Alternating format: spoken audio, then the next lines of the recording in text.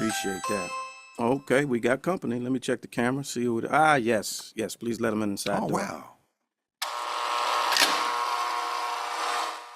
All right, so all week we've kind of floating this. We talked to the gentleman, Chief Curry, yesterday Yeah, about Richard the Curry, Chief Maroons. of the Acapulco Maroons. Last week on August 17th, about a week or so ago, a couple weeks ago, we talked about Garvey Day, right? And Garvey. so we've had Garvey. a pretty comprehensive range of Pan-African No question. conversations No here. question. And joining us today is a professor of Garveyism, actually, Stephen Golding. He chaired the Garvey Studies Department at the Hydale University in St. Catherine, Jamaica. He lectures on the philosophies of Marcus Garvey at the primary, secondary, and tertiary level. He has executively produced media content on both radio and TV since the early 2000s. He's also the founding director of Jamaica's only authentic African cuisine, a restaurant called Cafe Africa. He serves as a member of the Jamaican National Council on Reparations, as well as the Institute of Jamaica Council, and has served as chairman of the African Caribbean Institute of Jamaica and the Jamaica Memory Bank. Stephen Golding is the son of Jamaica's 8th Prime Minister, Bruce Golding, and is a graduate of the Johns Hopkins University in Baltimore. Welcome to the program, Stephen Golding. Good to see you. President Golding. Morning, Good to gentlemen. see you. Morning, Lamont. Morning, Greg. Morning to your listeners. How are you? Indeed. I'm good, Always a man. pleasure. I'm good. Yeah. I haven't seen my Yes. brother here, Lamont, in a long time, but always good to hear him. Yeah, it's know? been some years, man. And you've been on these airwaves about 4 years ago. One time I was filling in for Professor Hunter, and we had you on here, and we were talking about the Universal Negro Improvement Association.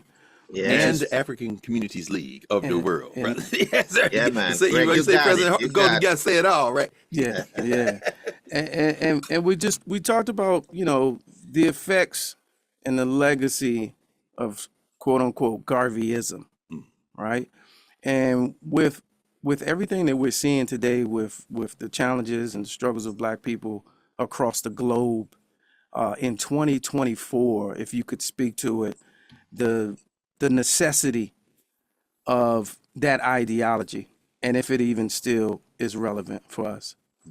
Oh, certainly is relevant. And as you mentioned, 2024, I mean, there's so many things going on the globe. I mean, even if we talk about the continent of Africa and what's been happening in West Africa, in particularly Francophone Africa, we can see the philosophies of Garvey are alive and well. You know, I was saying in a lecture the other day that it's just sad that it took us a century or even a little more than a century for us to really understand and digest some of the things that Marcus Garvey was seeing and preaching about in his own time. I mean, for example, we're on the eve of the International Day for People of African Descent. I don't know how many of your listeners know that, but August 31st in 2021 was declared by the United Nations as the International Day for People of African Descent. And that came about 101 years after Marcus Garvey held his first international convention in Harlem, New York in August of 1920 and produced the Magna Carta of his movement, the Declaration of Rights of the Negro Peoples of the World, 54 articles, the 53rd of which said August 31st should be recognized as an international holiday for the Black race. And 101 years after that, the United Nations officially declared that. Of course, the United Nations is the predecessor of it is the descendant of the League of Nations, which was formed in 1919, 1 year before Garvey made this declaration. So 1 year plus 100 years later, we see an international organization like that even beginning to appreciate and recognize Garvey's work and what he stood for and what he taught. I mean, Garvey was a man fully ahead of his time, a 21st century thinker born in the 20th century. And because people didn't fully understand him, he had a lot of forces that lined up against him, not just the colonial powers who were threatened by his awakening of the Black consciousness in a world that was fully colonized at that time. We were fully disenfranchised at that time. coming out of the experience of racism, coming out not even a full century after the abolition of slavery in the Americas, in the Caribbean. But Garvey saw that for us to make up for time lost, the only way we could do it as a people was together. So we shouldn't worry about whether we were African Americans or African Jamaicans or African on the continent. We should come together Yes, sir. based on our Afrocentricity, realizing that we faced a common enemy, we had common obstacles placed in front of us, and that our way to leap over them would be to unify ourselves, to be united, and to go forward together. I think those things are still relevant today, you know, and it Yes, sir. behooves us to revisit some of Garvey's lessons, because to be honest, you know, there was for a long time an effort to bury Garvey and his teachings. If you think about between Garvey's time of the 1920s and then the Black Power era of the 1960s. In the 1960s, it was as if people were rediscovering Garvey. They had missed these things for decades. You know Yes, what I sir. mean? Yes. And we went from a Yes. Negro History Week in 1926 to a Black History Month in 1970. So yeah, man. You know, as a Jamaican, he's our first national hero, but he is certainly one of the first Black icons of the 20th century, and we revere and respect him for that. And to that point, I saw what even made me think about you was you came across my timeline on Garvey Day when they renamed the chambers in your parliament. Correct me if I'm wrong. Is it parliament? In our Kingston City Council, it would be akin to your City city Council. council, where our City Council. mayor Okay. presides. Yeah. Yes, so they renamed the chambers in honor of Garvey because he himself was a councillor. He served on the Kingston City Council between 1930 and 1933. Yeah. There are obvious efforts globally to keep us separate. So when you talk Including about saying that Black actors from Britain can't play. yeah, correct, No. right, including entertainment No, I'm and just otherwise. Just kidding. But from a as a Pan-Africanist, Yes. what would be necessary for buy-in or more buy-in, from the American Blacks, from Africans and or Blacks and people of African descent on the continent? Like what would it take for that mentality to take shape and spread further, Pan-Africanism? Politically, there is a move towards greater unity. And I think this is because many Africans from the continent and in the diaspora over the generations have traveled, they've gone to school in countries like America. They have been able to meet each other, experience each other's culture, see the similarity. And so we see that in the organization, which started as the OAU in 1963, the Organization for African Unity, and which in 2000 became the African Union, has been talking a lot in the last couple of years about what constitutes the African world. And so they recognize 5 regions geographically on the continent: North, South, East, West, and Central. But they now also recognize a 6th region, which is the African diaspora, which includes Africans like yourself and myself in the United States of America, in Jamaica. And so there is a big move now to get the 6th region organized. In fact, next week, September 7th, which is officially now African Union and CARICOM Day, their activity is going to be happening in Canada, in the Caribbean, focused on organizing the 6th region and getting us Africans in the diaspora, one, to recognize and identify as Africans, but also begin to politically organize ourselves, because we have a role to play in the development of the African Union. For example, all of the countries in Africa as member states of the African Union are allowed to send 5 representatives to the Pan-African Parliament, which is headquartered in South Africa. Even though the AU is headquartered in Addis Ababa, Ethiopia, their Pan-African Parliament is headquartered in South Africa. And I myself in Jamaica have been saying a long time, we need to get serious in the diaspora, because we too should be taking up our seats and sending representatives to that Pan-African Parliament. It's so important for Africa to reclaim her children that have been scattered over the world. Because any family that's been dismembered and broken will never realize its full potential. And there's so much that we as Africans in the diaspora have to offer. And these are the things Marcus Garvey spoke about. When people remember the Black Star Line, we think about it in this sensational way.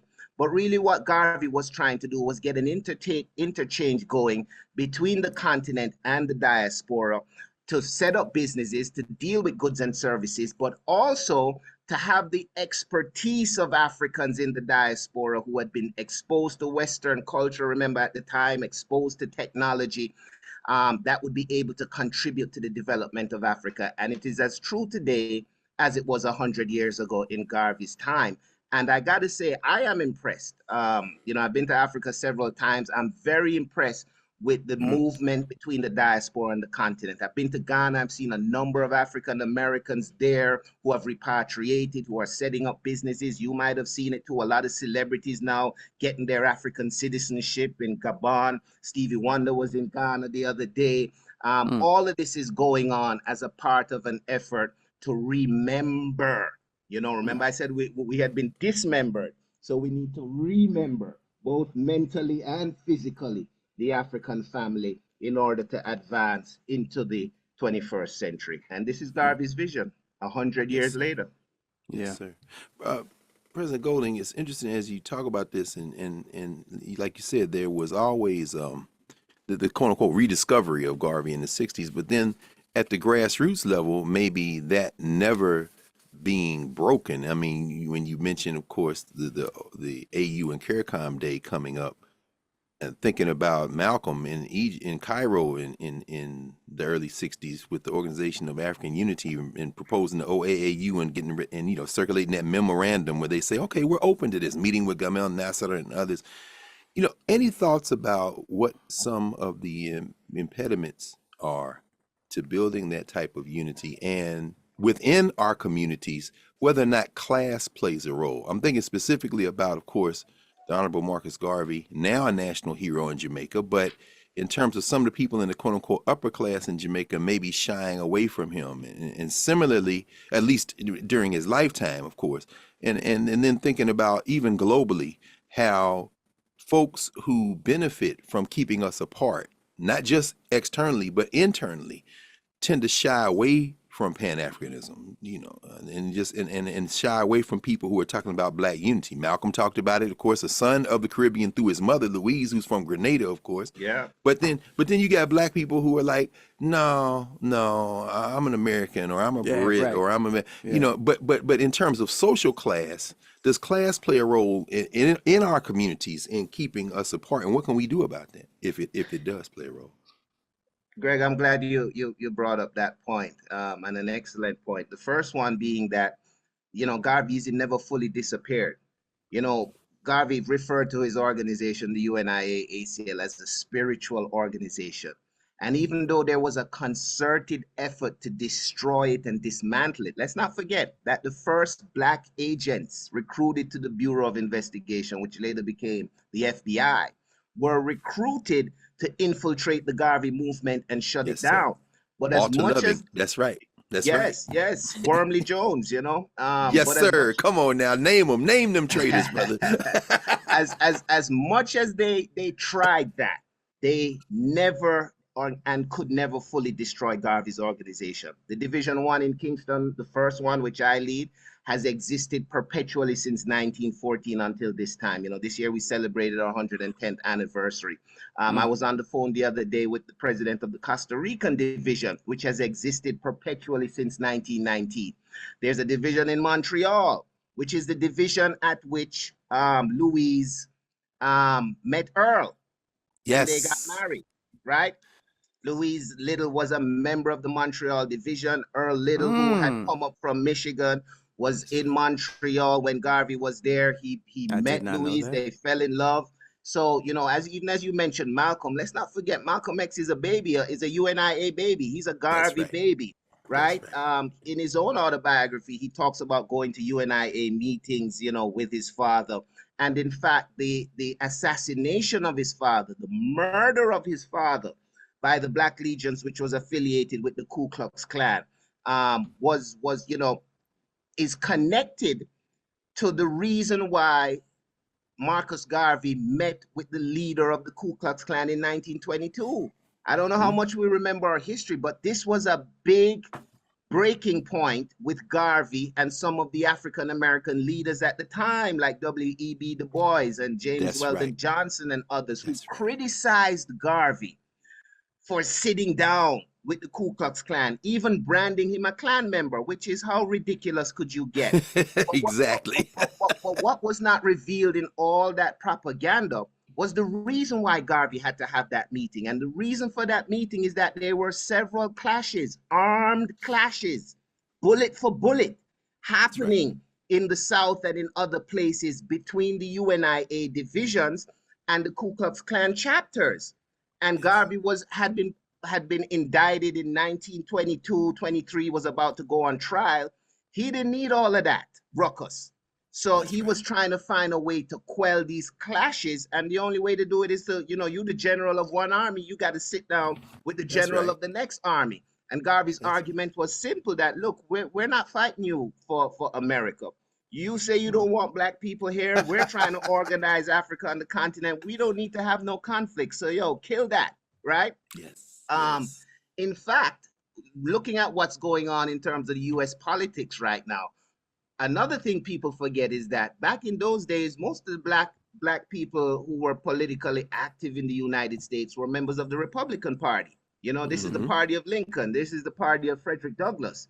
And at the time, the Ku Klux Klan's political leadership was more affiliated with the Democratic Party in those days. I'm talking the 1920s. Check your history.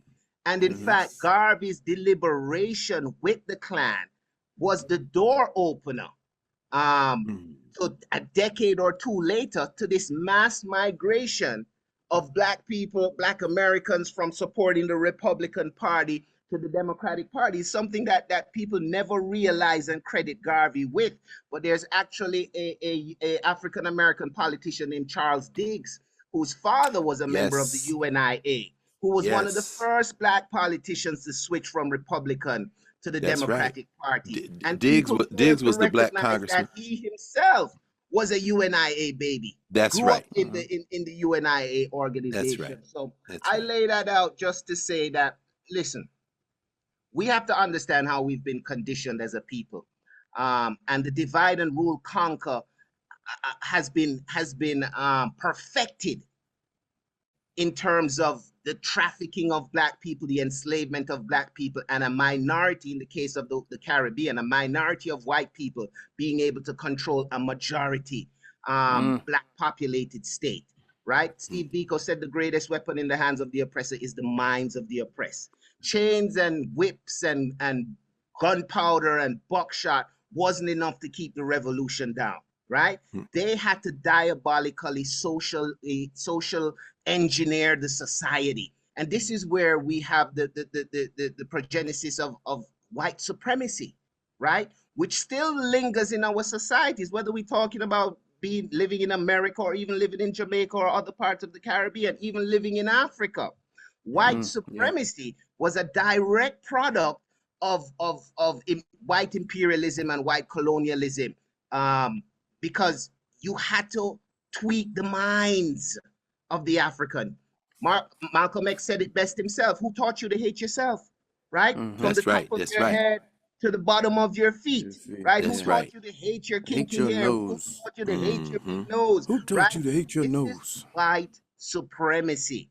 I criticize the Jamaican educational system all the time. When I make public lectures, I like to repeat nursery rhymes that I learned as a child. London Bridge is burning down, Jack and Jill went up the hill, Little Miss Mary sat on her tuffet. And I listened Dumpty. That's right. And then I asked a question, why are we still teaching these nursery rhymes? These nursery rhymes are British nursery rhymes written in the 17th century at a time when our people were being brutalized by the same authors of these lyrics. And yet in the 21st century, we're still teaching it to our children, not realizing what we're placing in their minds subconsciously, which are the seeds of white supremacy, which teaches them to glorify another race over their own. Instead, we should be replacing those nursery rhymes with not London Bridge is going down, but Timbuktu is going up. We should be Mm. teaching our children their connection to great African civilizations, that their ancestors Yeah. were the builders of the pyramids. But yet we send them to the Christian churches who tell them the story of Moses, and they come out of church thinking that Pharaoh was a bad man. Pharaoh wasn't a Yeah. bad man. Pharaoh was your great, several times great grandfather.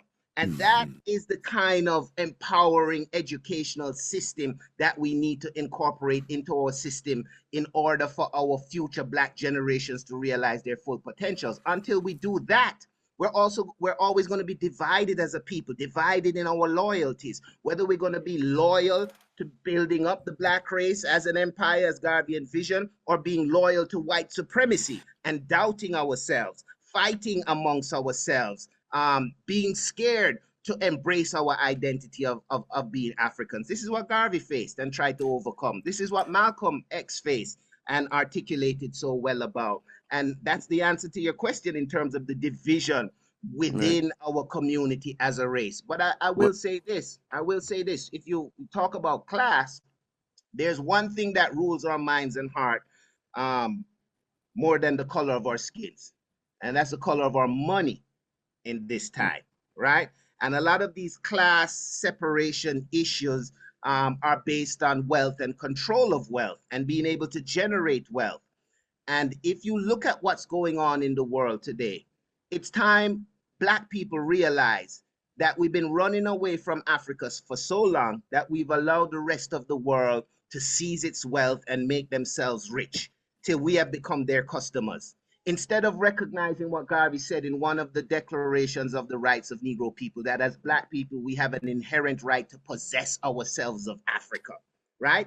Diamond mines in Africa, how many of them are owned by Black people? How many diamond cutters are there in the world? But yet you can't have diamonds in the world without having mines in Africa.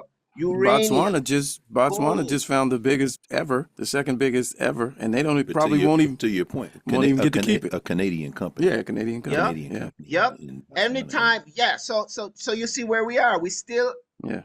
have a need of developing our own industry and taking charge of it. So this is a one way to appeal to the middle class and the upper class. You know, I've said it all the time. You know, we have a lot of Black billionaires in the world today. A lot of them being entertainers, whether the sports stars or the rap stars or so forth.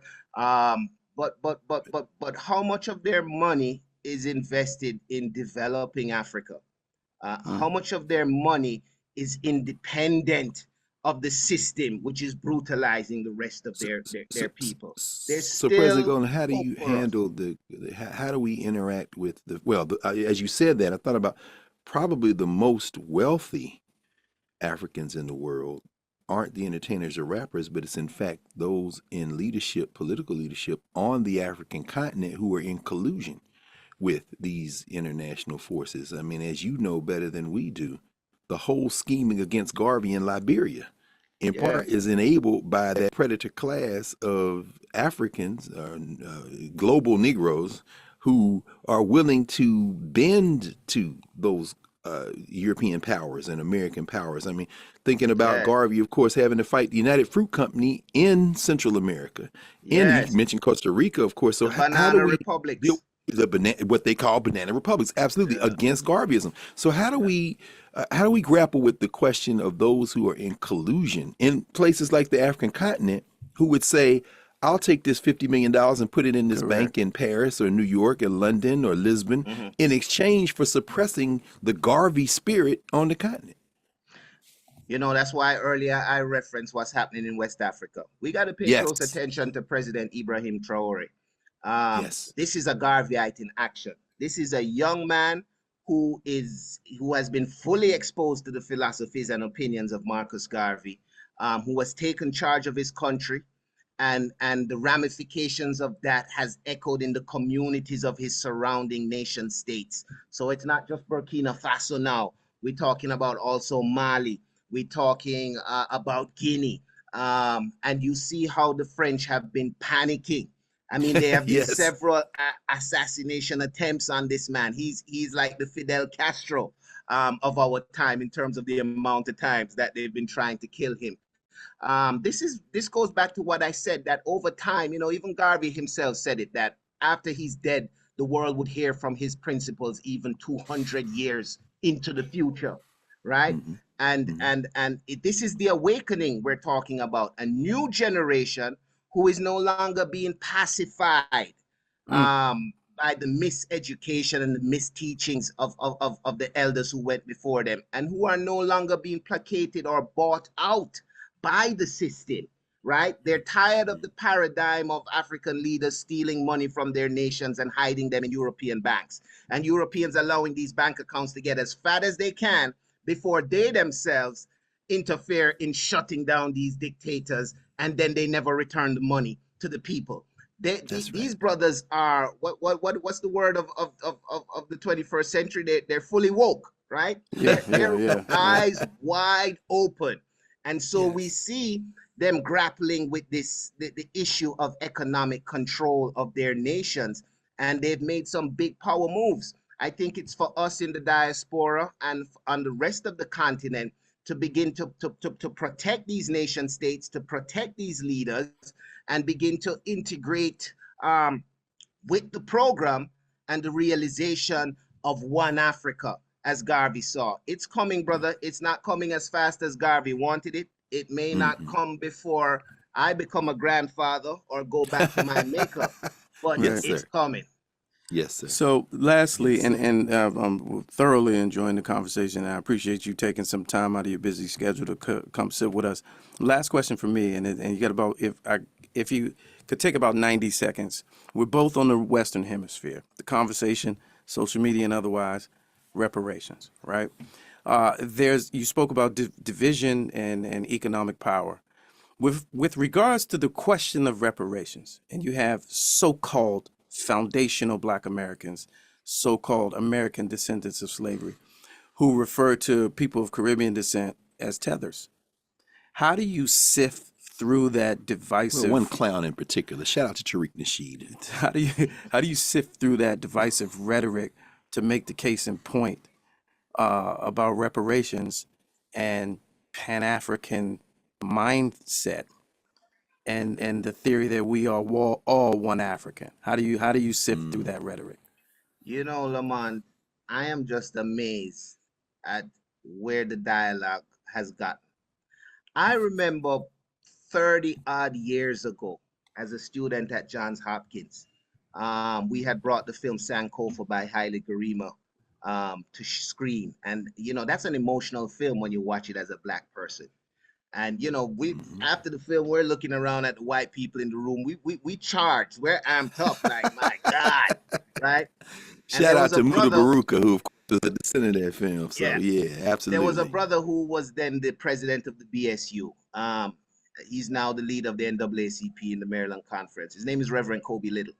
And he got up in the room and he Hmm. he brought up the question of reparations for African Americans. And I just remember even the Black students in the room, even me myself, was looking at this brother like, Kobe, are you crazy? What are you talking about? 30 years ago, we couldn't fathom a reparation movement getting to the point when we start talking about, okay, well, who should get and who shouldn't get. 30 years ago, Mm, we could not perceive or even believe that anybody would be talking about getting anything. So I'm amazed now, even sitting on my own country's National Council of Reparation, to see the people coming out of mm, the woodwork. The same people who I know 10, 20 years ago were naysayers are now experts on reparation and now experts on who Absolutely. should get what. And so part of me laughs Absolutely. quietly in my mind. You know what I mean? It's like the Matrix. I'm looking at these blue pills. We've been red pills a long time. And we're looking at them like, yeah, hmm, yeah, yeah. You don't even know what you're talking about. And that's my same reaction to this argument I hear from ADOS and others in terms of, the difference between African Americans and African immigrants. Listen, bear this in mind, right? It's the same boats that took us across the Atlantic. It's the same That's right. boats.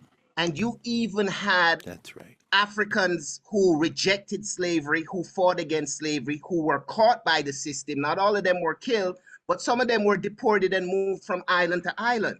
We have a set of Jamaican Maroons. You spoke to Chief Curry earlier this week, who were Yeah. deported from Yeah. Jamaica and ended up in Nova Scotia, Canada.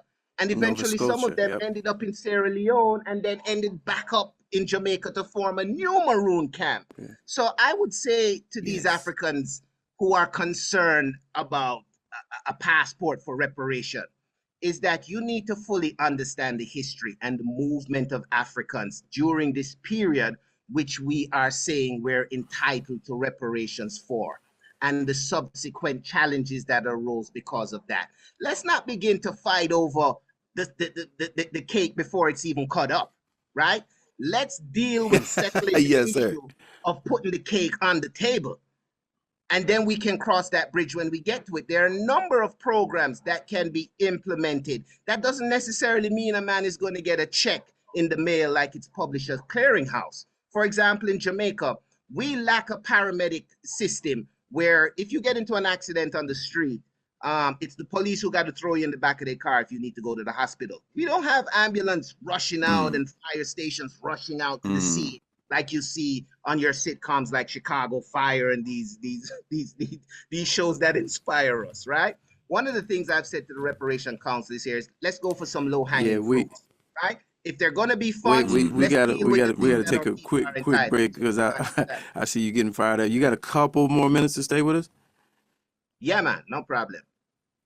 Okay, all right. We're gonna take a quick break. Urban View Mornings. We're on with Stephen Golding, live from Jamaica, the Universal Negro Improvement Association and African and Communities African League Communities League of the world. 33 past the top of the hour. Urban View Mornings, right here on 126. Dr. Greg Carl Lamont King, and we're on the line with Stephen Golding, president of the UNIA, ACL. In Jamaica. Okay, the call is about Bob Marley. Okay, let's. You want to take a quick call, Steve, before we close you out and let you go. Let's go to Ohio and talk to Chris. You're on with Stephen Golding. You're on with Greg Carl and Lamont King. Good morning, Stephen. Chris. Good morning to the host and Magwan to the guest. Yes, sir. Yes. Well, good morning. Look, my boy. All right. Look, I live in Texas, but I'm currently in Columbus, Ohio. My father is a Jamaican descendant. I have never seen someone as Bob Marley has been to bring tourism to a country that basically has no resources. Yet and still that country, out of all the money that they have made, have never really embraced Bob Marley. And to me, that is something that the country of Jamaica actually needs to do. And as you talk about, Marcus Garvey has been recognized. Why hasn't Bob Marley? Appreciate your call. Thank you. You saying Bob Marley was not? I mean, although Bob President, go ahead, brother. Bob Marley was awarded the Order of Merit, which is our second highest honor, below the Order of National Hero. But the caller is right. Many Jamaicans have been agitating and advocating for a long time for him to be made a national hero. The latest I heard that there's now talk of creating another category, something about national icon.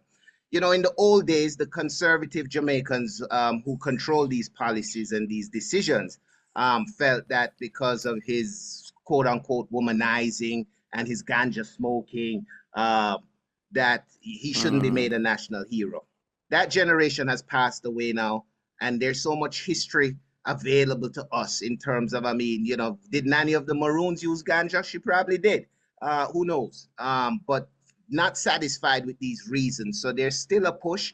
Even up to recently, one of our famous members of parliament, former Miss World, Lisa Hanna, did a little thing on advocating, and she raised it in the parliament. So it's an ongoing process, and I believe eventually it will happen. But it's the changing of the mindset that sometimes takes a generation or two. Yeah, maybe we can have you back, President Golding, and talk a little bit about how politics in Jamaica influences this. I saw that you have been pushing and advocating to replace ceremonial appointments with elected positions. Of course, you yourself descended from someone who was deeply involved in Jamaican politics at the national level. And thinking about the roots of Garveyism, you know, the Rasta movement, Leonard Howell, and so many, and how a movement can influence and produce a Bob Marley, but also a Peter Tosh and a Bunny Wailer, and how sometimes class gets involved in this, thinking about people like Chris Blackwell, who owns, as far as I'm concerned, too much property in Jamaica. And maybe, you know, we could come back and talk about some of these things when you come back. We could talk for days, man. We could talk for days. Yes, Yes, sir. Blackwell, you're talking about a descendant of one of the most notorious Jewish slave traders. They used to call his great grandfather the Typhoon. And Yes, sir. and Yes, owned a lot sir. of property, what later became Trench Pen, what became known as Trench Town. So people only Come talk on now. about Blackwell in terms of discovering Bob and his role in developing reggae as a genre and an industry. But his history in Jamaica goes back a long time. A long time, brother. No question. All right, brother Stephen Golding. You do lectures, you do keynotes, you do all sorts of things. You've made appearances on MSNBC and a lot of American mainstream media. How can people get in contact with you if they want to know more and just sit at the feet of the master? Well, first I want them to follow us at UNIA Jamaica on social media, at UNIA Jamaica, one word. And if they're trying to find me, there's also email. It's easy to remember, Stephen B. Golding, Stephen with a V, bgolding@gmail.com. But I know most people are social media. So just find us at UNIA Jamaica, send us a message on social media. We'll get to you. Okay. Appreciate you. We did very much so. Yeah, thanks for coming through, and definitely we're gonna have you back, and because I know when you get going, you can go, and it's always a master class. One guy, one aim, one destiny, brother. Man got work to do. Yeah. When he talks, Thanks he for means having it. me, brothers. Thank you so much. And Yes. anytime. Yeah. And thanks to your producers and everybody working behind the scenes. And love to your listeners. Yeah. Indeed. One black family. Yes. Indeed. One. All right. One, Bob. Peace, One. peace. All right, we're gonna take a quick break. Urban View Mornings.